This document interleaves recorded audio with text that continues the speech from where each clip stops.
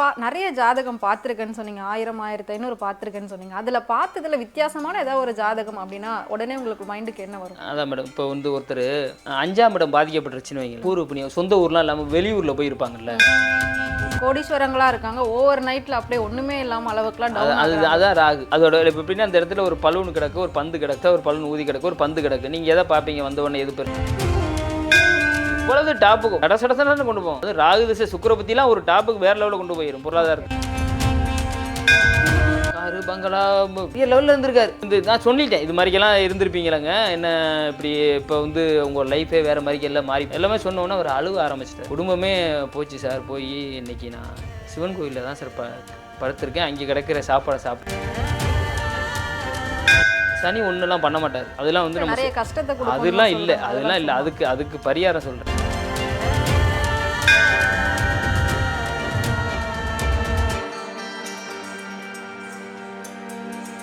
இந்த ராகுதசை சில பேர் என்ன பண்ணோம் அப்படின்னா, சரியான ஒரு பார்வையில் இல்லை அப்படின்னு வைங்களேன், நல்ல சரசரசரசன்னு வளர்ச்சியை கொண்டு போகும். 18 வருஷம் கடைசியாக ஒரு 3 புத்தி, சூரிய சந்திர செவ்வாய் புத்தி, கடைசியாக ரோட்டுக்கு வர வச்சிடும். அது நானுமே கேட்கணும்னு நினச்சேன். ஏன்னா இப்போ கோடீஸ்வரங்களா இருக்காங்க, ஓவர் நைட்டில் அப்படியே ஒன்றுமே இல்லாமல் அளவுக்குலாம் அதான் ராகு. அதோட இப்போ எப்படின்னா அந்த இடத்துல ஒரு பலூன் கிடக்கு, ஒரு பந்து கிடக்கு, பெருசாக ஒரு பலூன் ஊதி கிடக்கு, ஒரு பந்து கிடக்கு. நீங்கள் எதை பார்ப்பீங்க வந்த உடனே? எது பெருசாக தெரியும் நமக்கு? இந்த இடத்துல ஒரு பலூன் கிடக்கு மேடம், ஊதி பெருசாக கிடக்கு, பந்து ஒரு பந்து கிடக்கு. பந்துங்கிறது கிரிக்கெட் பந்து கிடக்கு, சின்ன பந்து. எது பார்ப்பீங்க ஃபர்ஸ்ட்? பெருசா என்ன இருக்கோ அதுதான் பார்ப்போம். பலூனை தான் பார்ப்பீங்க. பலூன் தான் ராகு. ஆனால் சடனாக ஒரு ஊசியை ஏதோ போட்டால் வெடிச்சிரும். ஆனால் அந்த பந்து அவ்வளோ சீக்கிரத்தில் 2 உதஞ்சாலுமே இது கிடைக்கும்ல, அதுதான். அப்போ என்ன பண்ணும் அப்படின்னா, பெரிய பூகம் பெருசாக இப்போ சாதாரண ஏற்கனவே தசை நடந்ததுல கஷ்டப்பட்டு இருப்பாங்க, ராகு உச்சத்தை கொண்டு போகும். அது சரியான அடுத்து அந்த கடைசி வர புத்தி நல்லா ஒரு சுபர் கிரகத்தோட இணைவுல இருந்துச்சு அப்படின்னா ஒன்றும் பண்ணாது. அடுத்து வர குருதிசையில் அடுத்த கட்டத்துக்கு நகர்ந்துருவாங்க. இல்லை அப்படின்னா இவ்வளவு டாப்புக்கு சடசடசன்னு கொண்டு போகும். அது ராகு திசை சுக்கிர பத்திலாம் ஒரு டாப்புக்கு வேற லெவலில் கொண்டு போயிடும். பொருளாதாரத்தை பெரிய இடம் வாங்க வைக்கும், பொருளாதாரத்தை வீடு கட்ட வைக்கும், பெரிய ஆடம்பரமான கார் வாங்க வைக்கும், வேற லெவலில் கொண்டு போகும். அவரை பார்த்தீங்கன்னா நீங்கள் வந்து அவருக்கு என்னப்பா அப்படிங்கிற அளவுக்கு சொல்லுவீங்க. ஆனால் சூரிய சந்திர செவ்வாபத்தியில் டோட்டலாக ரோட்டுக்கு வர அளவுக்கு வந்துடும். எல்லாத்தையும் ஏதாவது ஒரு என்னன்னா ஆசையை தூண்டும், எண்ணத்தை தூண்டி கடைசியாக வந்து நம்மளை அந்த கண்டத்துக்கு கொண்டு அது ஏதாவது வந்து இப்போ நிறுத்தும் அப்படின்னு சொல்றீங்க. இப்போ நம்ம முன்னாடி இப்போ ஜாதகம் பார்த்து அதை தடுக்கிறதுக்கான வழி அதான் மேடம். அதை தெரிஞ்சுக்கிட்டோம் அப்படின்னா நான் என்ன சொல்றேன், ராகு என்ன தெரிஞ்சுக்கிட்டா நம்மளால அதை தடுக்க முடியும். அது என்ன பண்ணும் அப்படின்னா ஆசையை தூண்டும். அந்த ஆசையை கட்டுப்படுத்திட்டா இப்போ அவர் வந்து சம்பாரிச்சிருவாரு. இப்போ இந்த ராகு திசையில ஒரு 50 கோடி ரூபா சம்பாதிக்கிறாருன்னு வைங்களேன், 50 கோடி ரூபா சம்பாரிச்சிட்டாரு. அடுத்து வரும் ஒரு 100 ரூபாய்க்கு இதை மாற்றணும் அப்படின்னா இன்னொரு 40 கோடி ரூபா கிடைக்கும்பா அப்படின்னு ஒருத்தர் வந்து சொல்றாரு. அப்போ என்ன பண்ணுவாங்க, இதுதான் ஆசையை தூண்டுமே. ஆசையை தூண்டும், அது வந்துகிட்டே இருக்கும், அடுத்தடுத்த மூவ்மெண்ட் வந்துகிட்டே இருக்கும். அது நேர் வழியில அவர் அந்த ராகு திசையில சம்பாரிச்சிருக்க மாட்டார். 100% அவர் நேர் வழியில் சம்பாதிச்சிருக்க மாட்டாரு. அப்போ திருப்பி இன்னொருத்தர் வந்து அது மாதிரி சொல்லும்போது நம்மள ஆசையை தூண்டும். அப்போ ஆசையை தூண்ட வைக்கும். அந்த தூண்ட வைக்கும் போது என்ன ஆகும் அப்படின்னா நம்ம அந்த வலையில நம்ம விழுவுற மாதிரி வரும். ஆல்ரெடி நம்ம இப்படி தானே நம்ம டிராவல் பண்ணியே வந்திருக்கோம், 2ஆம் நம்பர் வழியில தான் நம்ம வந்திருக்கோம். அப்போ எப்படி அது அந்த வழியை நம்ம முயற்சி பண்ண வைக்கும். அந்த நேரத்தில் தான் நம்ம எச்சரிக்கையாக இருக்கணும். எச்சரிக்கையாக இருந்தால் அதை காப்பாற்றிக்கலாம்னா அந்த சின்ன இப்போ ஒரு 50 கோடி ரூபா சொத்து இருக்கிறது வந்து ஒரு 20 கோடி ரூபா இழந்துருவாங்க, ஒரு 30 கோடி ரூபா மீதி இருக்கும். சப்போஸ் நீங்கள் ஆசையை மறுபடியும் நீங்கள் தூண்டுனீங்க அப்படின்னா அது இருக்கிறதையும் போய் ஒன்றும் இல்லாமல் போய். எனக்கு தெரிஞ்சு ஒருத்தர் வந்து ஜாதகம் பார்க்க வந்தார் மேடம். இங்கே சென்னையில் தான் ஓஎம்ஆர் ரோட்டில் இருந்தாருன்னா மிகப்பெரிய ஒரு வசதியாக இருந்திருக்காரு. அவர் பார்த்தோன்னே அவெல்லாம் அழுத்துட்டா மனுஷன். இருந்தாலும் நம்ம ஊரில் இருக்கும்போது வந்தார்.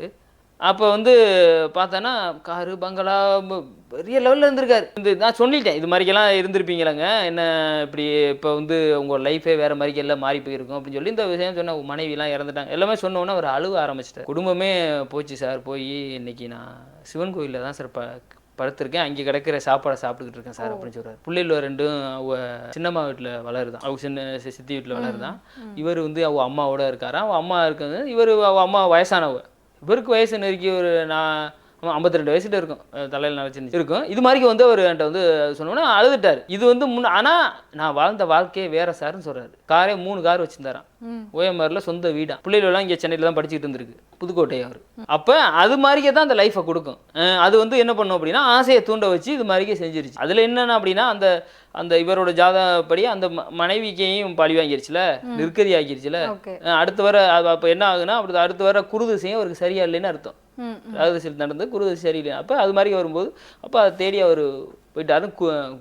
குறுக்கேது இணைவு அது சன்னியாசியாவே அவர் ஆக்கிடுச்சு. அந்த எப்படி அடுத்த கட்டத்துக்கு அவர் அது மாதிரியே தான் அந்த லைஃப். அது நம்ம நம்ம யாருமே ஜாதகம் வந்து சரியா போகும்போது பார்க்க மாட்டோம். நல்லா இருக்கும்போது நல்லா இருக்கும்போது யாருமே கோயிலுக்கு கூட போக மாட்டோம். அதுதான் நல்லா வரும்போது தான் தேடி அதுதான் இங்க நம்ம பண்ற தப்பே அதான். நம்ம சரியா லைஃப் போகும்போது நான் பார்த்தேன் மேடம், எனக்கு எந்த ஜோதிடர்னு சொல்லலை, எனக்கு சொல்லலை. நான் ஜோதிடத்துக்கு ஜாதகம் பார்க்கறதுக்கு மட்டுமே லட்சக்கணக்கில் செலவு பண்ணியிருக்கேன். எனக்கு எந்த ஜோதிடர்னு சொல்லலை. நேற்று ஒரு ஜோதிடத்தை எனக்கு ஜோதிடம் தெரியும், இன்னைக்கு டாக்டர் அடுத்த ஆள்கிட்ட தான் போய் வைத்தியம் பார்க்கணும். சலூன் பார் சலூன் கடை பண்ணுறவன்னு இன்னொருத்த முடியும். அது மாதிரி நான் எனக்குள்ள தெரியல, நான் எப்படி நான் ஜோதிடத்துக்கு வந்தேன்னு கேட்கும்போது என்கிட்ட ஒருத்தர் சொன்னார், அது எல்லாமே உங்களுக்கு தெரியுமே, நீங்கள் எதுக்கு என்கிட்ட கேட்குறீங்கன்னு ஒருத்தர் சொன்னார். அவர் ஜோதிடர்னு ஏற்றுக்கிட்டேன். அதை விட்டுட்டு எத்தனையோ ஜோதிடர்கிட்ட நான் போய் வந்து பார்த்துருக்கேன். லைஃப் ஒரு சீராக போகும்போது எனக்குள்ள ஒரு பயம் வந்து தான் பார்த்தேன். பையனை நான் சரியாக போகும்போது பார்த்தேன். நான் தப்பு எனக்கு கஷ்டம் தடுமாறும் போதுனால நான் பார்க்கல, சரியாக போகும்போது பார்த்தேன். எனக்குள்ள ஒரு தோண ஆரம்பிச்சிருச்சு. நான் பார்க்குறேன் லட்சக்கணக்கில் செலவு பண்ணியிருக்கேன். நீங்கள் மீடியாவில் பேசுகிற எத்தனை ஜோதிடர்கிட்ட நான் பேசியிருக்கேன், யாருமே சொல்லலை. நீங்கள் யானை வாங்குவியோ குதிரை வாங்குவியோ சொல்கிறாங்களே தாண்டி யாருமே சொல்லலை. இதுதான் இன்னைக்கு ஜோதிடத்தில் இருக்கேன் அப்படின்னா 100% சொன்னால் நடக்கும். என்னோட வாழ்வியலோடு அதுக்கு தான் என்னோட பேரே வாழ்வியல் ஜோதிடர்னு என்னோட நேமே. எனக்கு சொல்லலை மேடம், அதோட வழி தான் இன்னைக்கு ஜோதிடர்னா. ஓகே, நீங்க நிறைய ஜாதகம் பார்த்துருக்கேன்னு சொன்னீங்க, 1000 1500 பார்த்துருக்கேன்னு சொன்னீங்க. அதுல பார்த்ததுல வித்தியாசமான ஏதாவது ஒரு ஜாதகம் அப்படின்னா உடனே உங்களுக்கு மைண்டுக்கு என்ன வரும்? அதான் மேடம், இப்போ வந்து ஒருத்தர் 5ஆம் இடம் பாதிக்கப்பட்டுருச்சுன்னு வைங்களேன், பூர்வ புண்ணியம் சொந்த ஊர்லாம் இல்லாமல் வெளியூர்ல போய் இருப்பாங்கல்ல, அது மாதிரிக்கே ஒருத்தர் வந்து வெளிநாட்டில் இருக்காரு. அதாவது இந்த ஊரை விட்டுட்டு வெளியில போய் நல்லா சம்பாரிச்சு, லண்டன்ல வெளிநாட்டில் நல்லா சம்பாரிச்சு அங்கேயே நல்லா செட்டில் ஆகி அங்கேயே பிஸ்னஸ் பண்ணிட்டு இருக்காரு. நமக்குள்ள ஒரு எண்ணங்கள் தோணும் பார்த்தீங்களா, என்னதான் இருந்தாலும் நம்ம சொந்த ஊர்ல போய் வீடு கட்டணும், நம்ம அப்பா அம்மா அந்த ஊர்ல நமக்குள்ள ஒரு எண்ணம் இருக்கும். அது வந்து ஒரு தனி மனிதனுக்கு எல்லாருக்கும், உங்களுக்கு இருக்கும், எனக்கு இருக்கும், எல்லாருக்குமே இருக்கும். நம்ம ஊர்ல போய் ஒரு கத்தா இருக்கணும் அப்படின்னு. அப்போ நல்லா சம்பாரிச்சு நல்லா இருக்காரு. அம்மா வந்து ஜாதகம் பார்க்க வர்றாங்க என்கிட்ட.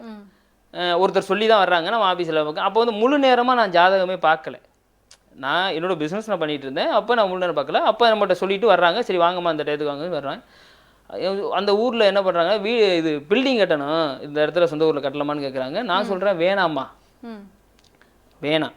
அதெல்லாம் வந்து இப்போ நீங்கள் பண்ணுனீ அப்படின்னா பெரிய ஒரு பொருளாதார இழப்பு வரும், நீங்கள் பிரச்சனை வரும், நாளைக்கு பெரிய ஒரு உயிருக்கே வேறு மாதிரிக்கே ஒரு இது வரும்னு சொல்கிறேன், யதார்த்தத்தை சொல்கிறேன். ஆனால் அவர் போய் அவர் நல்லா படித்தவர், அவங்க பையன், அவர் சொல்கிறதெல்லாம் எதுவுமே ஏற்றுக்கரல. அவர் போய் பில்டிங் கட்டிட்டார். பில்டிங் போய் கட்டி என்ன பண்ணுறாருன்னா, சுற்றி ஒரு 12 கடை, அந்த கடையை உள்ள ஓப்பனிங் பார்த்தீங்கன்னா உள்ள ரோடெல்லாம் விட்டு பெரிய மண்டபமே கட்டணும். அவருக்குள்ள ஒரு ட்ரீம், அது சொந்த ஊரில் நம்ம கட்டணுங்கிறது இப்போ மெயினில் கட்டுறதுக்கு பிளான் பண்ணுறாரு. அவர் சொல்கிறத கேட்கலப்பா அப்படின்னு சொல்லிட்டு இப்போ அது வந்து இப்போ இன்னும் நம்மள்ட்டே பார்க்காம இன்னொருத்தையும் பார்த்துருப்பாங்களே, இன்னொரு ஜோதியத்தையும் கண்டிப்பாக பார்த்துருப்பாங்க. ஆனால் நான் இதை தான் சொன்னேன், கட்ட வேணா நான் பண்ண வேணா சொன்னேன். அது என்ன யார்கிட்ட மாதிரி பார்த்தாங்களா எனக்கு தெரியாது, பண்ணிட்டாங்க மேடம். 7 அடி தான் வந்துச்சு. அந்த கடை மட்டும் கட்டியிருந்தாரு. அவர் இல்லை ஆள் கட்டினவர், அந்த நான் தான் சொன்னல பண்ண வேணாம்னு சொன்னல, இல்லை. இன்றைக்கி பார்த்தீங்கன்னா வெறும் கருவையாக மண்டி ஃபுல்லாக மூடிடுச்சு அந்த பில்டிங்கு. அப்போ அதை தவிர்த்துருக்கணும். அதை என்ன சொல்கிறேன்னா, பிரபஞ்சம் வந்து நம்மகிட்ட வருது, நான் தான் சொல்கிறேன், நம்ம ஒன்றும் பாரம்பரிய ஜோதிடர் குடும்பம் கிடையாது, இயற்கையாக நம்மகிட்ட கொண்டு வந்து சேர்க்குது. அப்போ அதை நம்ம சொல்கிறோம், அந்த சொல்கிற விஷயத்தை செஞ்சுருந்தாருன்னா உயிர் தப்பிச்சிருக்கும். ஆமாம், இன்றைக்கி பணமும் போய் அதுவும் இல்லை அதுதான் நம்ம செய்யணும். அப்படின்னா இப்போ ஒன்றும் இல்லை மேடம், சனி 7.5 சனிலாம் சொல்கிறாங்கல்ல, சனி ஒன்றுலாம் பண்ண மாட்டார். அதெல்லாம் வந்து நம்ம அதெல்லாம் இல்லை. அதுக்கு பரிகாரம் சொல்கிறேன். நீங்கள் 2.5 வருஷத்துக்கு சொந்த வீட்டிலே இருந்தாலும் 2.5 வருஷத்துக்கு ஒரு டைம் நீங்கள் வீடு மாறினீ அப்படின்னா ஒன்றும் பண்ணாது. இல்லை எனக்கு 7.5 சனி வந்துருச்சு அப்படின்னு நீங்கள் வந்து எனக்கு 7.5 சனி இப்போ அதனால தான் வேலை போயிடுச்சு இது போயிடுச்சு அப்படின்னு சொல்லிக்கிட்டே இருந்தீ அப்படின்னா ஒன்றும் இல்லை, நீ அடுத்த கட்டத்தை உன்னை நகல வைக்கிது. புரியுதா? அது வந்து தொழில்காரகன், அவர் தான் 10ஆம் இடம் 11ஆம் இடத்துக்கு அதிபதி. பொதுவாகவே காலபுருஷனோட 10 11க்கு அதிபதி. லாபமும் அவர் தான், தொழிலும் அவர் தான். அதனால தான் சனி பயிற்சியை ரொம்ப அதிக வருஷத்துக்கு நம்ம சொல்கிறது. அப்போ என்ன பண்ணணும் அப்படின்னா, உன்னை அடுத்த கட்டத்துக்கு நகர்த்த போகுது. 2.5 வருஷம் நீ வேலையை தூக்கிடுச்சுன்னு வைங்கள, சனி 7.5 சனி வருது, 7.5 தூக்கிடுச்சு, அடுத்த கட்டத்துக்கு நீங்கள் நல்லா தானே பார்ப்பீங்க. அந்த 2.5 வருஷத்துக்கு ஒருத்தையும் கண்டிப்பாக நல்லா இருக்கும் இல்லை. ஆனால் அந்த கிரகங்கள் மாறும்போது தான் நமக்கு ஒரு நல்ல வேலை. அதுதான் என்ன சொல்லணும் அப்படின்னா, அடுத்தது என்னமோ உங்களுக்கு பாசிட்டிவ் நடக்க போகுதுன்னு அர்த்தம். அப்போ என்ன பண்ணணும் அப்படின்னா, நீங்கள் காலையில் வெள்ளனையை எந்திரிச்சு, விடிய காலமே நம்ம எந்திரிச்சு குளிச்சுட்டு ஒரு இல்லை அதான் குளிக்கிறதுக்கு முன்னாடியே நம்ம பார்த்தீங்கன்னா வாக்கிங் போகலாம். நம்ம வேர்க்கிறது மாதிரிக்கே நம்ம உடம்புலேருந்து வேர்வை சிந்தணும். அப்போது உன்னை அடுத்த கட்டத்தை எழுந்துட்டு திருப்பி சாமி கும்பிட்டுட்டு அடுத்து ரொட்டீனாக நீ என்ன அடுத்து இந்த வேலையை போச்சா, அடுத்து என்னோடய வேலை தேடுறதே வேலை திருப்பி நான் அடுத்த வேலை எந்த வேலை கிடைச்சா நான் செய்வேன் அப்படிங்கிற அளவுக்கு நீங்கள் போகும்போது நீங்கள் அந்த 7.5 சனி நடக்குங்கிறதே தெரியாது, பணத்துக்கு வருமானுங்க. சில பேர்லாம் 7.5 சனி வருதுன்னு சொல்லிட்டு அந்த இடத்துலையும் அசையாமல் அந்த சனி பகவானை மட்டுமே குறை சொல்லிக்கிட்டு விளக்கு போட்டுக்கிட்டு தெரிவாங்க. அது கிடையவே கிடையாது. அது நம்மளை வந்து மோல்டிங் பண்ணுது, ஒரு அனுபவத்தை கொடுக்குது. அப்போ நீ அதுலேருந்து அடுத்த கட்டத்துக்கு நீ நகல போகிறேன்னு அர்த்தம். இளமையில் வருது பற்றிங்களா 7.5 சனி, அது மட்டும் என்ன பண்ணும், இந்த சின்ன பிள்ளைங்களில் வருதுல்ல, கொஞ்சம் கல்வியை கொஞ்சம் தடை பண்ணும். அதே மாதிரிக்கு பார்த்தீங்கன்னா நோய் நொடியை கொடுக்கும். இந்த சின்ன பிள்ளைங்களுக்குலாம் வருது, ஒரு 5 வயசு 6 வயசு 10 வயசுக்குள்ளலாம் வருதுல்ல, அதெல்லாம் கொஞ்சம் நோய் நொடியை கொடுக்கும். அது வந்து அந்த உடல் ரீதியாக ஒரு அதே மாதிரியே கடைசியாக ஒரு 7.5 சனி என்ன பண்ணும், ஒரு வயசாகி வருதுன்னு வைங்களேன், அதுவும் உடல் ரீதியாக ஒரு சில பிரச்சனையை கொடுக்கும். மரணத்துக்கு சமமான ஒரு கண்டத்தை கொடுக்குங்க கடைசி. அதுவுமே அந்த நேரத்துலையுமே நம்மளோட இது என்ன பண்ணுன்னா, நீங்கள் அந்த இடத்துல உழைக்கப்போ கீழ்நிலை தொழில் பண்ணுறாங்கல்ல, இப்போ நம்ம குப்பை கூட்டுறாங்க, கொத்தனார் வேலை பார்க்குறாங்க, இது மாதிரி கீழ்நிலை அவங்களாம் சனி ஆதிக்கம் உள்ளவங்க. அவங்களுக்குலாம் ஒரு 7.5 சனியே நடக்கும்போது ஒரு சின்ன சின்ன ஹெல்ப் பண்ணினாவே உங்களுக்கு வந்து 7.5 சனி என்ன நடக்கிறதே தெரியாது. அவங்களாம் சனி ஆதிக்கம் உள்ளவங்க. ஓகே.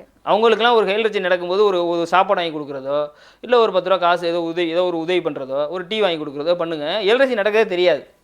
நம்ம அதை மட்டுமே நம்ம இதெல்லாம் ஒரு பரிகாரம் தான் அதுக்கு. ஓகே. அதுதான் சனியை சாந்தப்படுத்தினா அதுதான். நீங்கள் போய் கோயிலில் போய் விளக்கு போட்டுக்கிட்டு பண்ணிட்டு அப்படி இருந்தால் தான் எல்லாரும் சரியாயிருமே மேடம்.